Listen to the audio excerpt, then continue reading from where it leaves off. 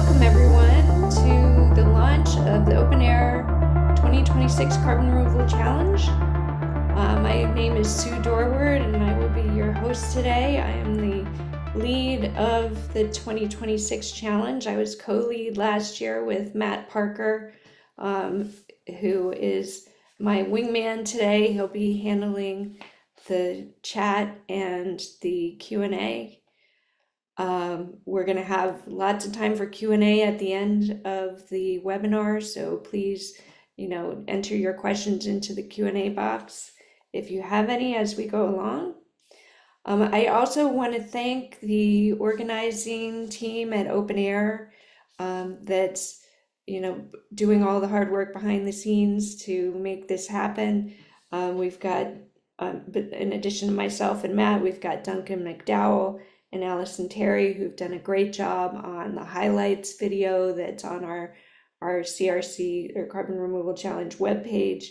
And we also have Adrian Becerra, who is our student liaison, who's been with us since last spring. And Duncan's been with us since the beginning. So thank you to everyone. So run of show today, I'm going to do a little bit of introduction about what the Carbon Removal Challenge is and what the program is planned for the next 9 months. And then after that, we'll be having Q&A.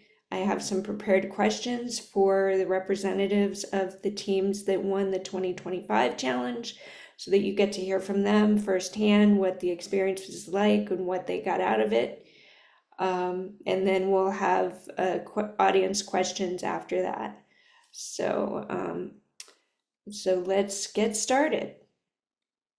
So what is the challenge? The challenge is focused on carbon removal. It's not carbon capture and sequestration. So we're talking about trying to get students to develop new solutions that take carbon removal out of the atmosphere, the biosphere, or the ocean, and store it in a durable way so that it results in a carbon drawdown from our environment and is addressing the issue of climate change, right? We're not trying to find solutions to help us still use fossil fuels. We're trying to address the fact that we have too much CO2 in the atmosphere, and that the IPCC, for example, is saying that we need gigaton scale of carbon removal by 2050 in order to meet our climate goals. So in order to do that, we need lots of solutions out there. We need lots of people working in the space, and that is what the challenge is supporting. So we've structured the challenge so that we're kicking it off now in September, basically in the same time as New York City Climate Week. We are a New York-based program.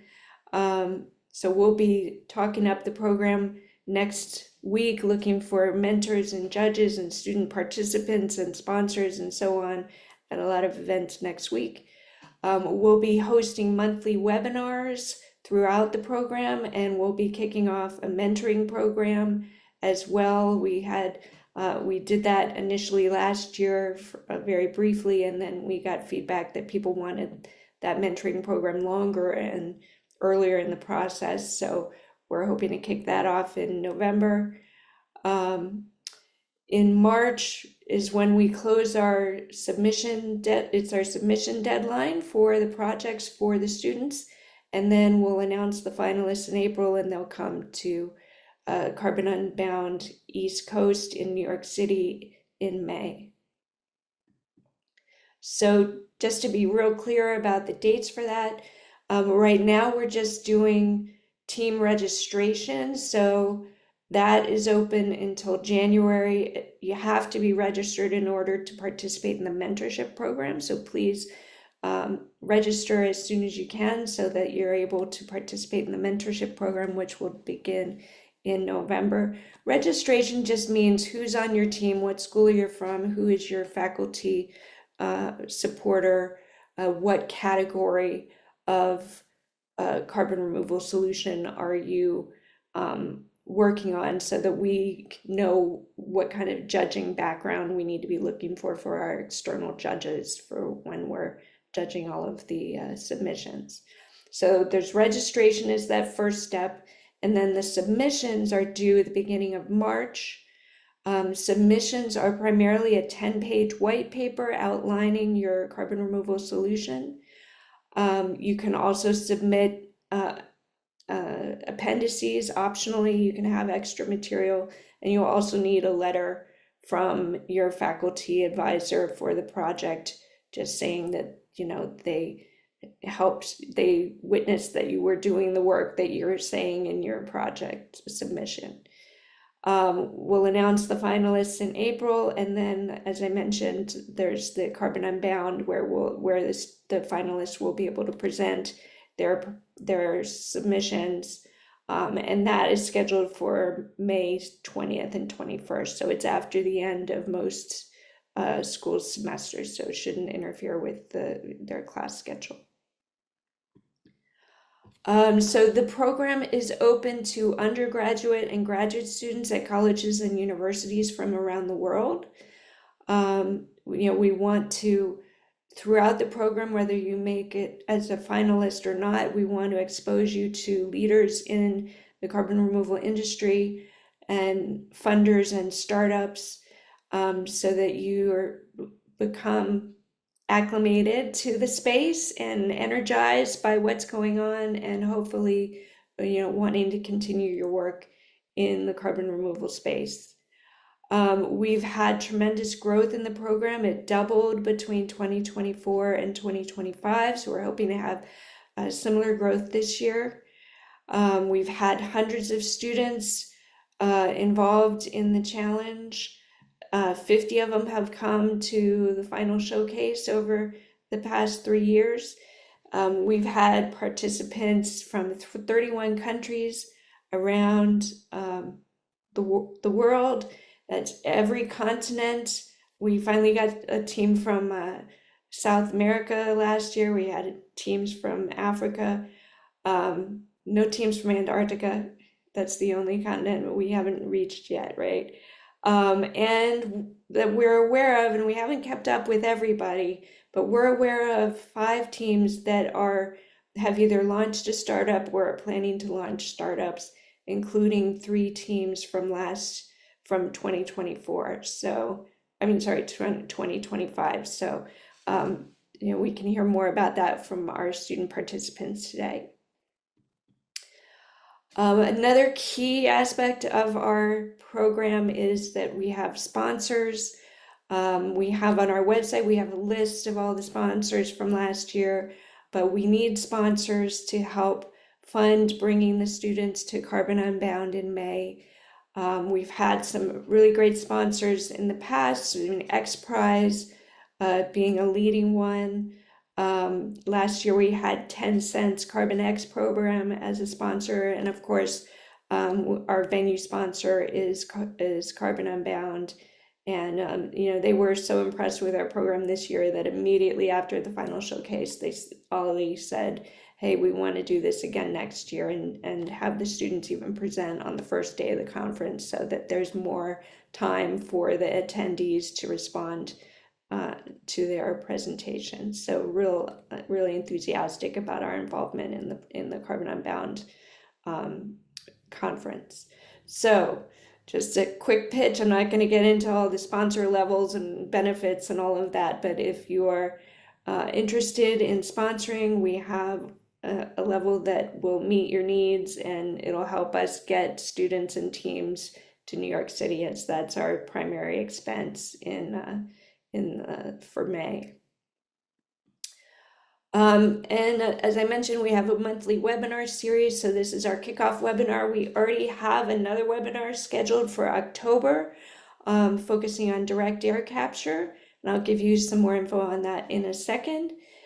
And then we're envisioning webinars in the categories shown here. We're going to skip December just because everybody's crazy with finals and the holidays and so on.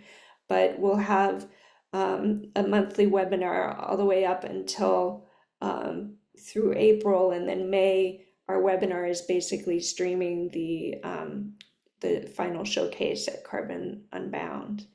But if you have ideas for other topics, we're open to that. We want to be responsive to what the students are interested in.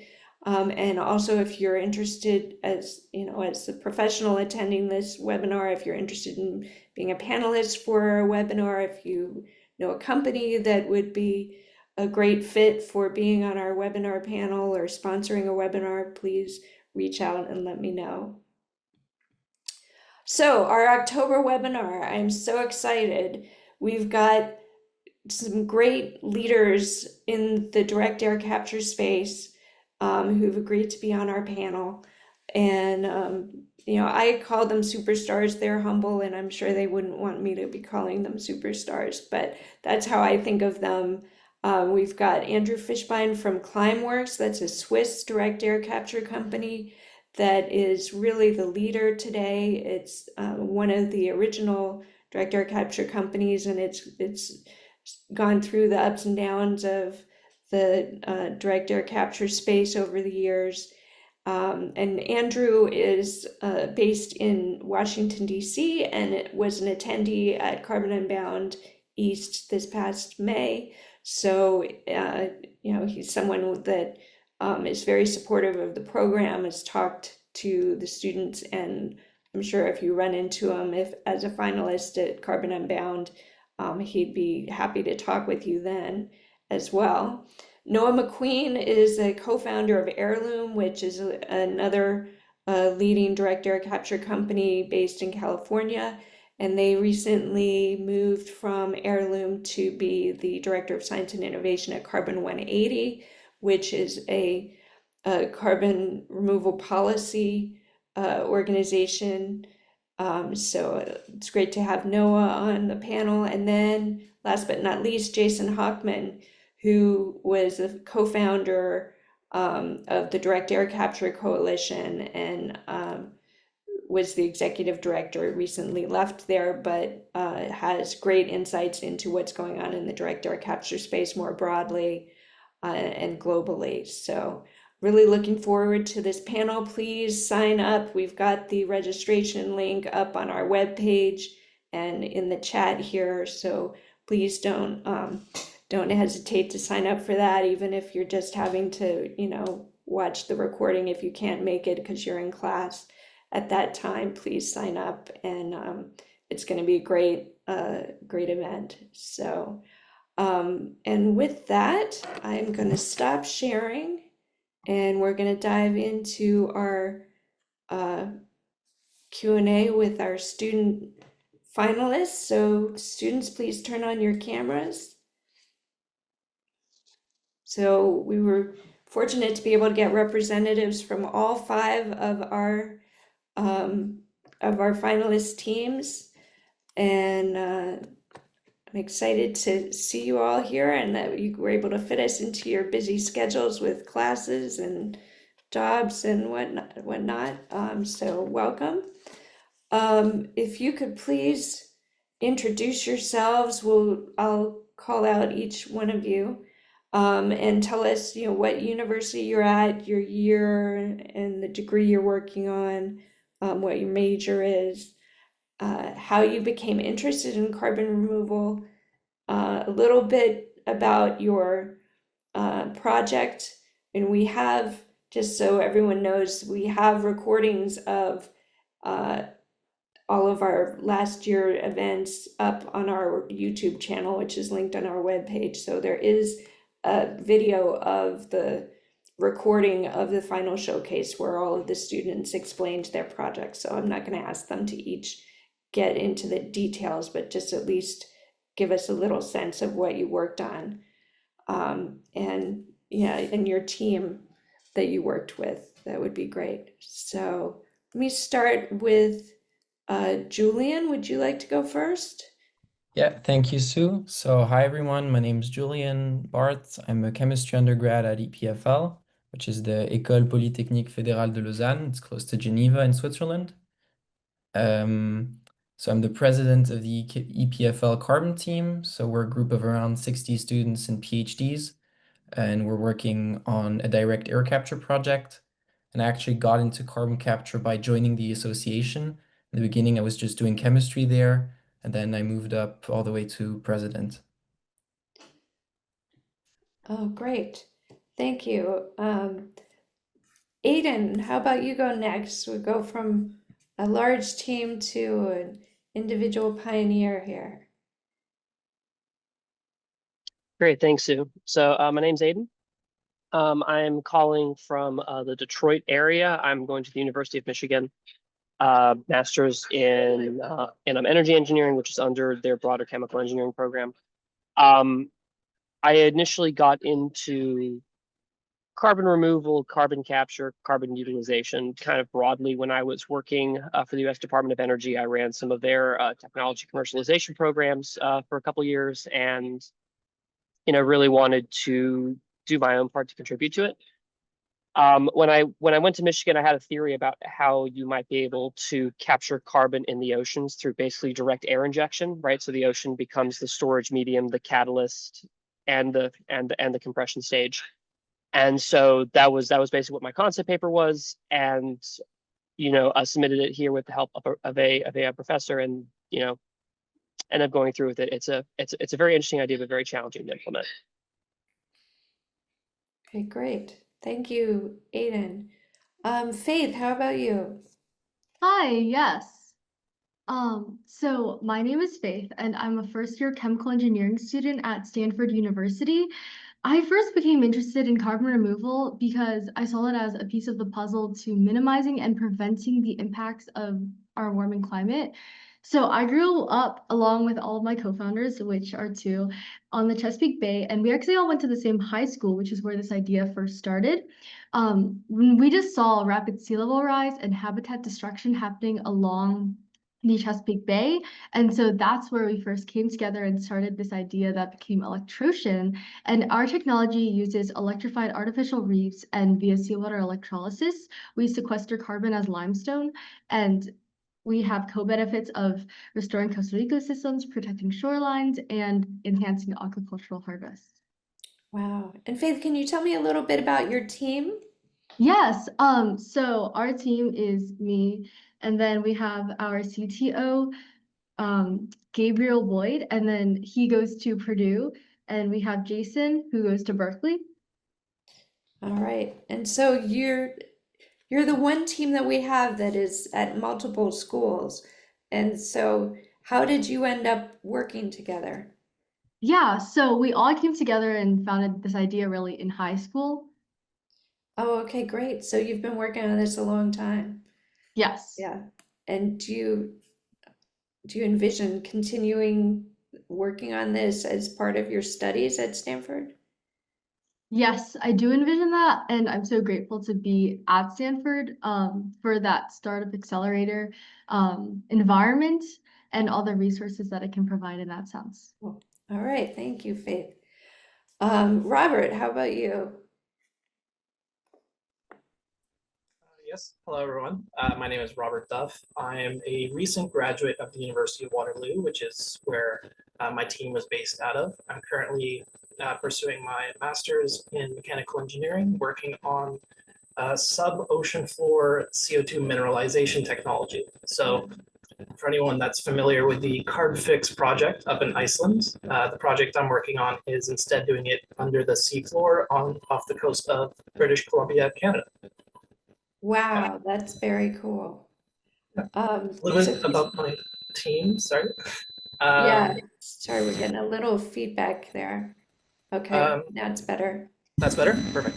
Uh, Yes, a little bit about my team. So the team at the University of Waterloo, their prototype is centered around direct air capture using what's called a moisture swing adsorption process, which is lower materialistic and energy consumption, but also integrating a CO2 sequestration method by microalgae within the system.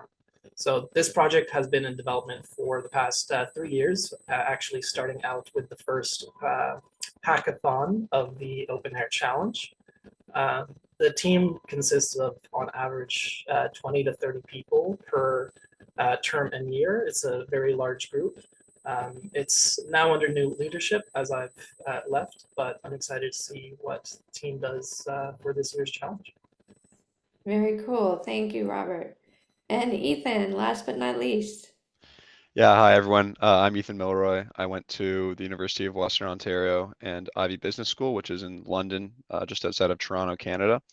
Our team was focused on building a small-scale direct air capture device that would use carbon dioxide in industrial processes, so things for greenhouses, carbonating beverages, the food and beverage industry, and a variety of other places where carbon dioxide is used as a useful product instead of just storing it in the ground.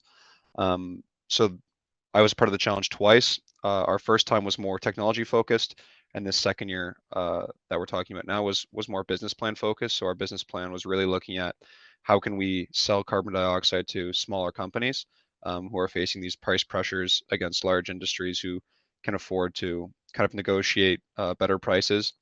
And so small scale users of CO2 were really getting cut out of the process. So we were kind of trying to tackle the problem in a more economic way as opposed to a technical way.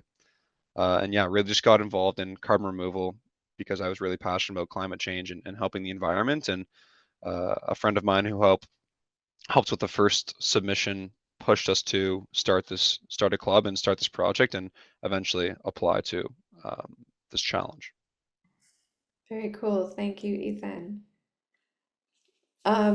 All right, so let's get into your thoughts about the Carbon Removal Challenge program and giving the other students a sense of what your experience was like.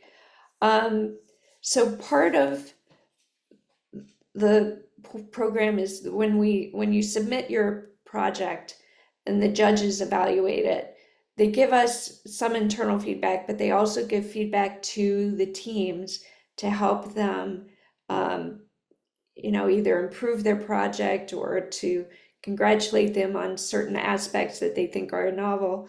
And I'm wondering, what feedback did you get, and how did that impact your thinking about your project? Anyone want to jump in? Yeah, I can tackle this one first if Okay, no one else minds. go for it. So yeah, because I was a part of the challenge for 2 years, using the feedback that I got in the first year, or our team got in the first year, was super valuable. Again, like I mentioned, we were very technology focused in the first year, and we did a really good job of showing what our technology could do, improving it out. And then we did get some technical feedback that was like, hey, you should do some more testing. Here's what you should look for in the next stage of your device. And so we did take that forward into the next year. But the key piece that we really saw was that we hadn't really developed any business model or scale up method that we could be using for our technology. And obviously you need to sell things if they're going to be working in the real world. So taking that feedback and really putting it into practice in our second year and focusing more on the business side of the problem as opposed to the technology side of the problem was something that was brought to our attention both through the feedback at the Carbon Removal Challenge and through just people we spoke with at the challenge as well when we went to New York and saw people around, because they went, hey, this is a really cool piece of technology, but how are you actually going to implement it in the real world? How are you going to make money? How are you going to make this a reality? Because no one's just going to pay for carbon removal necessarily. They're going to want a product out of it. And so that drove our thinking for the second year as well. Great. And so did you have to pull in, so you were with the Ivey Business School and the technical program as well, right? So you had two different schools Yeah. of the same university. Is that Yeah, right? so the first year was just through Western Engineering, so our Western engineering Engineering. program at our school. And then because I was doing a dual degree with the business school at Western, I had an opportunity to do like a business capstone project. And so we really focused on that. And so we got some business mentors through that program, as well as some more business students to help work on the project that were more focused on market research and defining a product, like product fit and things like that. And a pricing and marketing strategy going into the future. Wow, so you were like the bridge between the two. That's yeah, really excellent to see that opportunity applied to what you were doing. Anyone else have something to add about the judging process or the feedback that you got? Yeah, I would like to piggyback off of what Ethan said. So the judges' feedback came from 5 judges and it filled like 4 pages. And based on the feedback, we were able to see that the strengths that they liked in our own project, which included the novelty and the co-products that happened with our XC2 model. And then they also told us like a direction to go into to look more into the MRV, which really played a role in when we were at the conference. We started talking with like isometric and eco engineers to see what they currently have and how our model could fit into theirs. So the judges' feedback not only helped us prepare for the conference, but actually see what we wanted to get out of the conference. Very cool. Yeah, the students, I worked, I don't know if you guys saw me at the conference going around and trying to introduce you to people and facilitate those conversations, but that was one of the amazing things about that conference was how supportive everybody was. And because it's a lot of professionals out there, you know, who've cut their teeth on a lot of these issues and learned firsthand, and it's not just a student academic conference. You're the only students there, and so they're very focused on trying to support you, and they seemed very open to talking to you about your projects and giving you positive feedback or constructive feedback. Great. Well, so let's turn to that then. So you went to Carbon Unbound, you presented at the final showcase. Tell me more about your interactions with the finalists, with the other students there, and with the attendees. And Ethan, you mentioned that you made the finals twice. I think Robert, you also made the finals twice. So any thoughts on how the challenge changed or your experience changed from 2024 to 2025 would be interesting as well. Like you said, I was part of both the 2024 and 2025 Carbon Unbound presentations, and it was definitely kind of a novel experience for me, both times separately. The first time was very new, kind of jumping in with a lot of different companies, both doing the technology and the business. So it was an interesting experience in that sense to see a mesh between the two. From an engineering background, or at least my background, I don't have a lot of understanding of the business side. And so interacting with different people, talking about or parts of the project that I might have not even considered, really helped transition from 2024 to 2025, incorporating more of that understanding of technological readiness level, which is not a concept that I was understanding of in 2024, but played a part into the 2025 challenge. Cool. Who else wants to speak on this? Yeah, I can piggyback on kind of what Rob said too. Like the first year that we went, we were just so heads down, focused on the technology, the engineering aspect, like what does that look like, and super like laser focused on direct air capture specifically, and specifically with solid sorbents. And we got to the challenge, and we got to Carbon Unbound, and it was like someone just like pulled their heads out of the sand and was like, look, there's this whole other aspect of what carbon removal is like, from biochar, liquid sorbents, nature-based solutions, ocean alkalinity, all these different things that we'd never even really thought of, MRV, business cases, stuff like that. And so going to the challenge, I think, really demonstrated to us that there's a whole like wide world of carbon removal. It's not just direct air capture.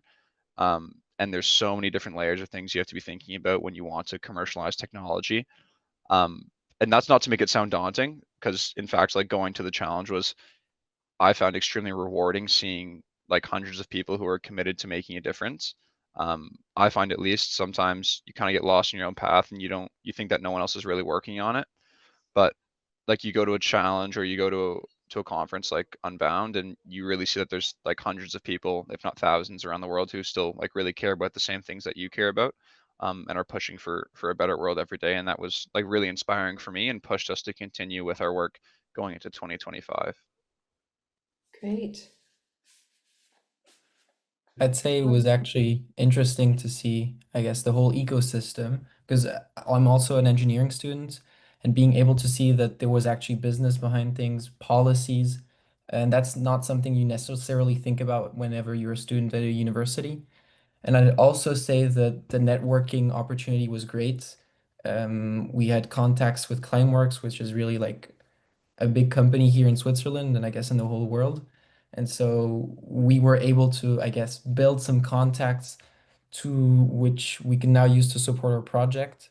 And so just, yeah, having other insights from these large companies and policymakers was really interesting.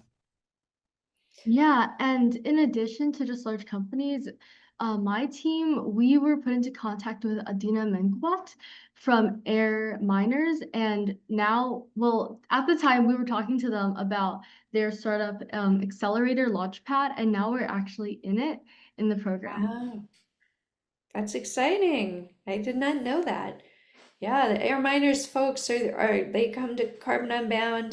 Tito Jankowski led an event or a panel right before our final showcase. So that's awesome that you got involved with that. Now, I also heard that you were talking to some venture capitalists at the conference as well. Can you talk a little bit about that? Yeah, that was really our COO, Gabriel Boyd, that was doing that talking with the VCs.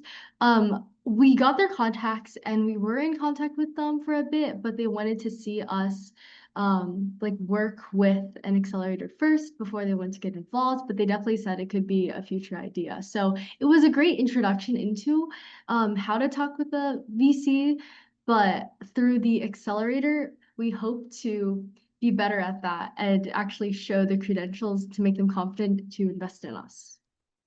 That's excellent.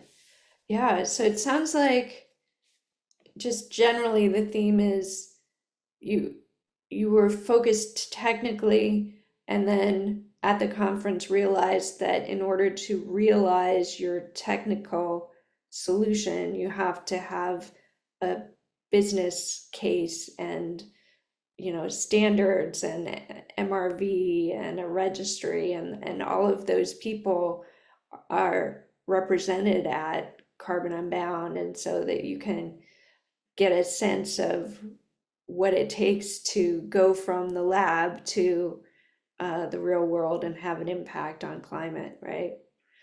So, all right, cool. Does anyone else want to talk about your experience at Carbon Unbound? Or should we move on to the next question? So the next question I have is, what is something that surprised you that you learned during the challenge? We've touched a little bit on this, that there's more than just technical aspects, but anything else jump out at you as, a surprising learning?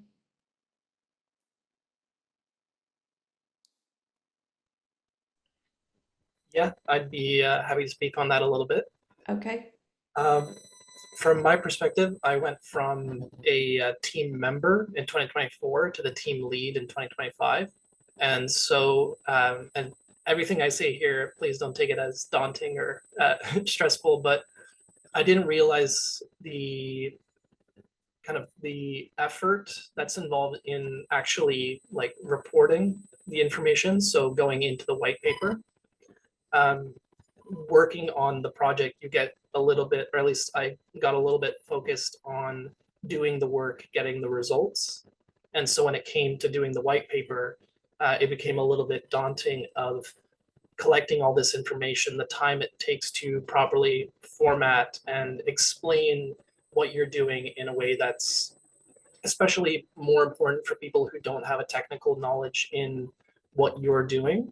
And especially when you talk about business cases too, you have to look at the technical aspects in more ways than you would think.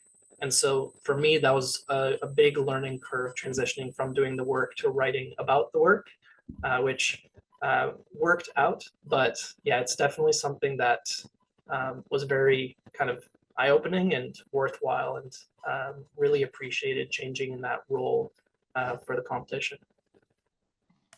Yeah, thanks for that, Robert. I- Aidan, who is No, gonna? no, Aidan can go. Aidan can go.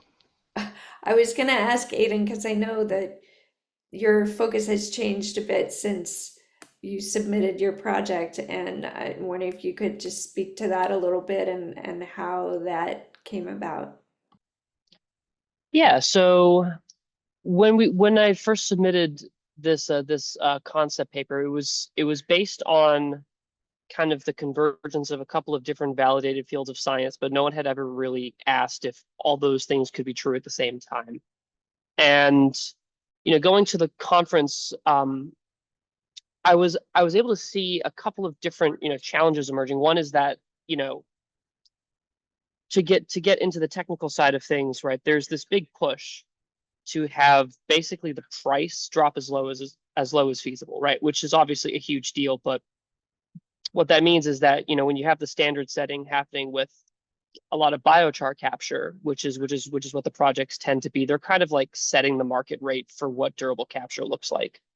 And so for us, it came down to seeing it's very difficult from an energetics perspective to get the cost that low. So as we started to find ways around it, it became increasingly obvious that this was not going to be a cheap thing. Like you need massive scales to reach that type of cost parity. And so it becomes a scaling competition basically against other smaller projects. One thing that we did discover that was quite interesting, and it's not really a CDR application, but we had the chance to speak to a lot of folks from Shell, Exxon, Chevron, folks that are trying to decarbonize across their stack. And we found pretty clear evidence that what we were working on would actually work for point source carbon capture. And that's just a function of the energy itself. But yeah, ultimately it kind of came down to a really good concept, but when you start to think about the engineering and the actual economic challenges, it's very difficult. So I'm currently moving my focus back to the carbon utilization space, where if you get high enough value products, you can actually incorporate, DAC air capture into the product, so you can make a net zero product from that feedstock. So that's kind of where my focus has shifted right now. Cool. Yeah, well, and that's part of science, is figuring out what works and what doesn't work, and then, part of the figuring out the business case feeds on top of that. So it sounds like you got both levels of that to, adjust your sights on something that's more practical. Yeah. Okay, Ethan, what were you gonna say? Yeah, I was just gonna say, kind of building off what some other people have mentioned, and myself included, is just the wide variety of technology that's available. I think a lot of students, at least the students I was around at school, kind of look for like these big moonshot solutions where it's like, what's the like one technology that's going to solve everything? And I think a lot of people think of DAC as the first one, especially when it comes to carbon removal. And it seems like a lot of the submissions that have been to the carbon removal challenge have been very DAC focused, at least the ones that I've seen. But going to the challenge really showed me, and I think members of my team, that there are a wider variety of solutions. Like Aidan just talked about how big biochar is and how that's bringing down the cost of durable carbon solutions. But even like ocean alkalinity, the stuff that Faith and her team were working on, is a lot of things that I never even heard of or thought about before in terms of carbon removal. And so that was a really big surprise, I think, for me and my team when we were both at the challenge and reading other reports. Yes, you're right. They often say there is no silver bullet, and we need, 1,000 shots on goal, to quote Tito. Yes, and so then it just makes it just a fascinating field that you can be doing, ocean alkalinity, or you can be doing direct air capture or biochar, and you're all, trying to address the same problem in very different ways. And it's interesting that it's so diverse, right?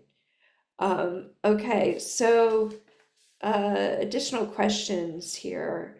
So you came to New York City for the Carbon Unbound conference, and some of you had never been to New York before.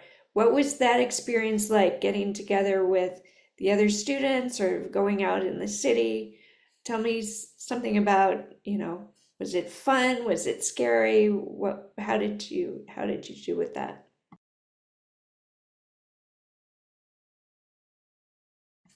How about Julian? What were your thoughts coming from Switzerland? Yeah, definitely. Well, New York is very different to Lausanne. Lausanne is probably like 12 times smaller, I guess. But yeah, it's really a bustling city. There's so much going on.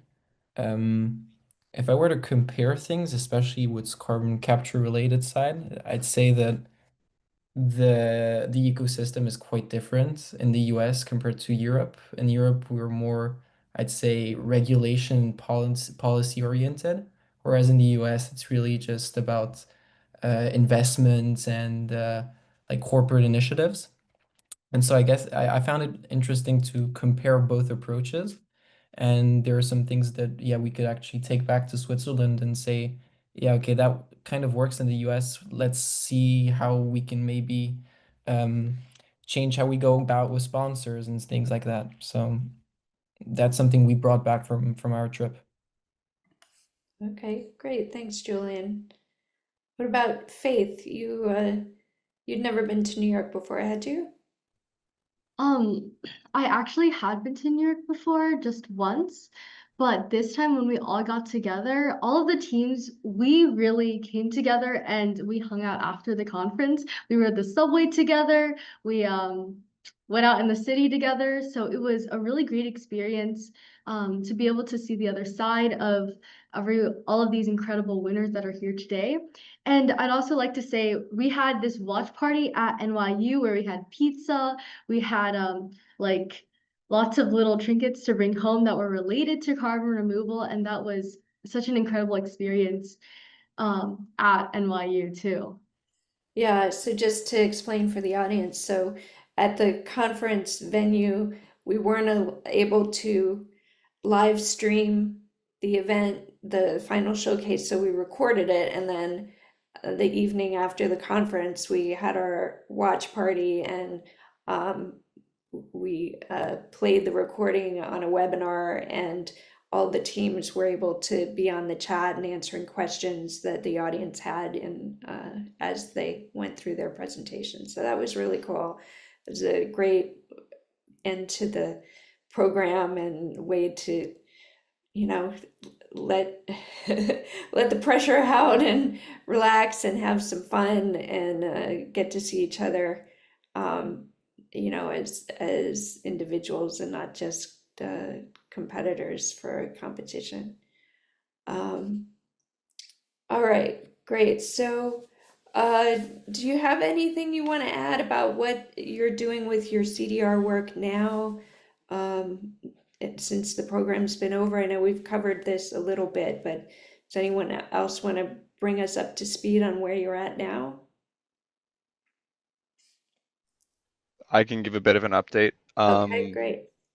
Just like Robert, I'm going back to school starting in January, where I'm going to be doing some more research on electrochemical DAC at the University of Toronto. So like this project has really forced me to think about what I want to do in the future, and DAC's become a big part of that. So going to be going back to school and learning some more, hopefully doing some more research on some different projects, and might also be spinning off our submission into a new venture or a startup. So we'll see how far that gets.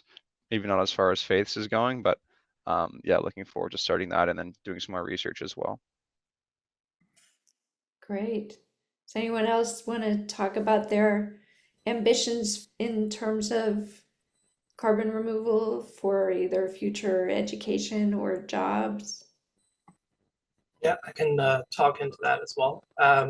It's funny for me. It's kind of a circular process where I initially found out about the OpenAir challenge from my master's supervisor out here in BC. She initially directed me to take part in it with the University of Waterloo, and then now with all this experience, I'm going back to that team to work on the research. So it's it was very cool for me to just kind of go in that circle. Excellent. All right. Well, so last question. What advice do you have for students who are considering participating in the challenge this year? I would say, don't be afraid to be different, and don't be afraid to come in with something radical. You know, I talked about biochar kind of, you know, sweeping the scene right now, but the whole space of CDR is super fragmented right now, and there's a lot of ideas in the mix, and there's a lot of room for better ideas, even on the pure technical and scientific level.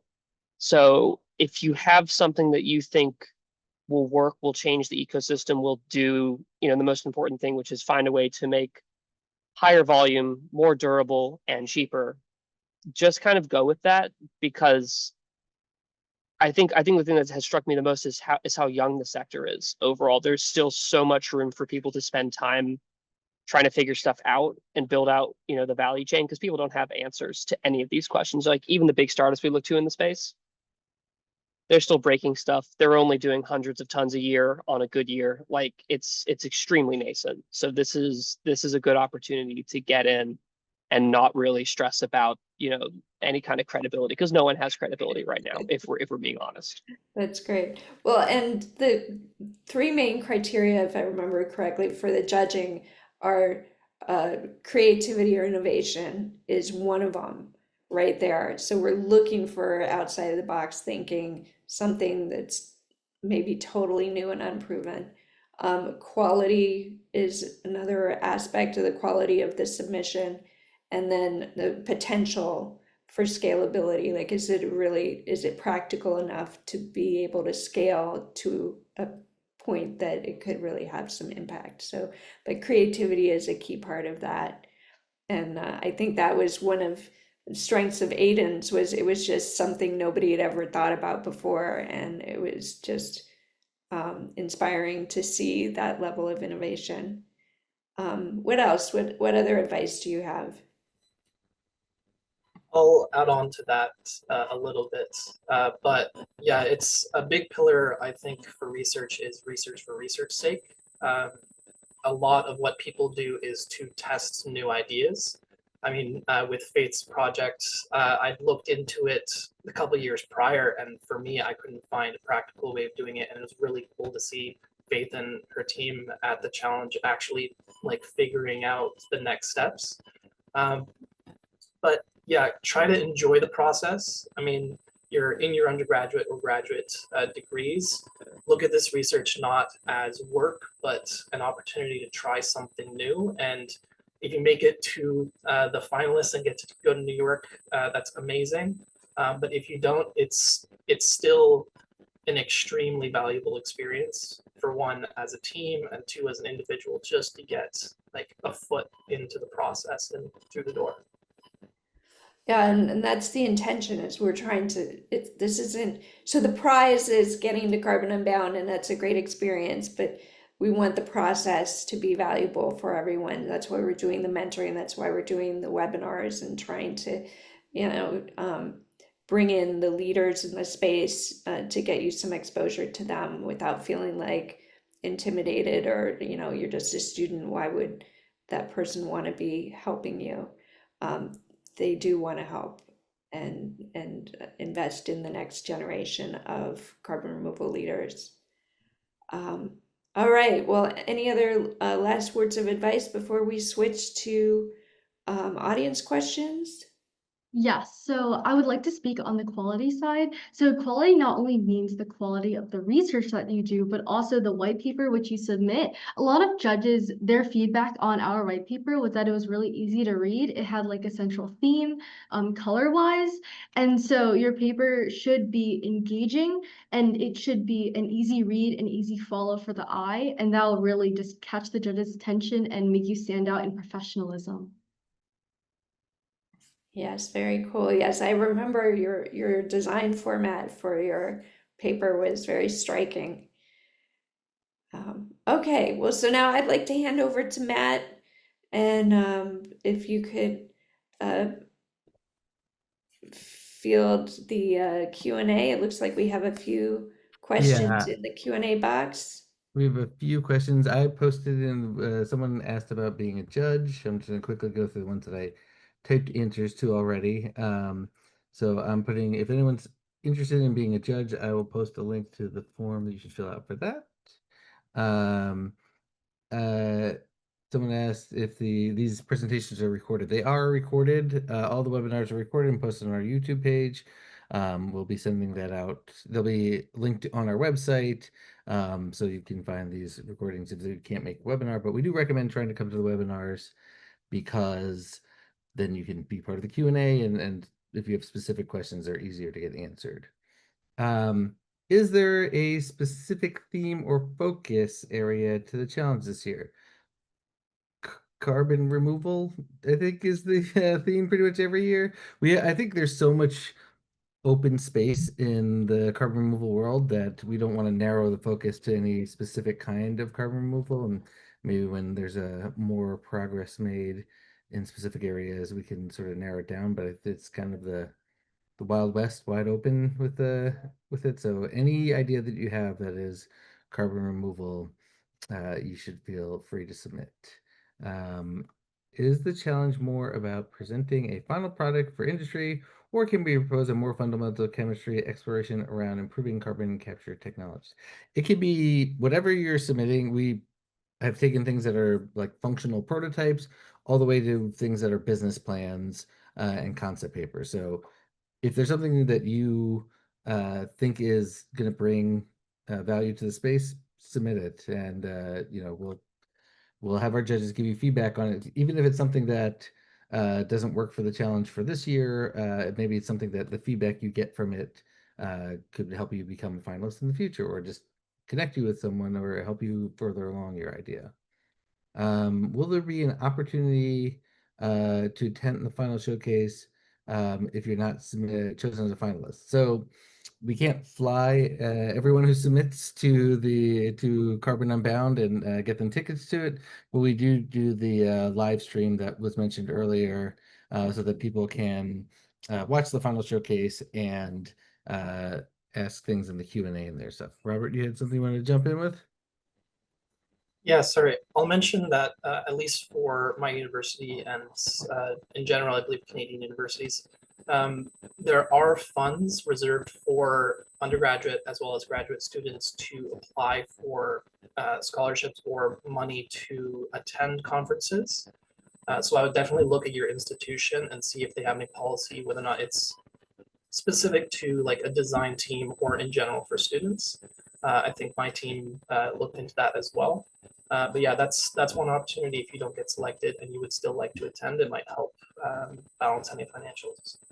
Yeah, that's a great point, Robert. And also not just for that, but also a lot of universities have programs where they can provide funding for creating prototypes or building things. So definitely make sure that you're talking to people at your school, in your department, advisors.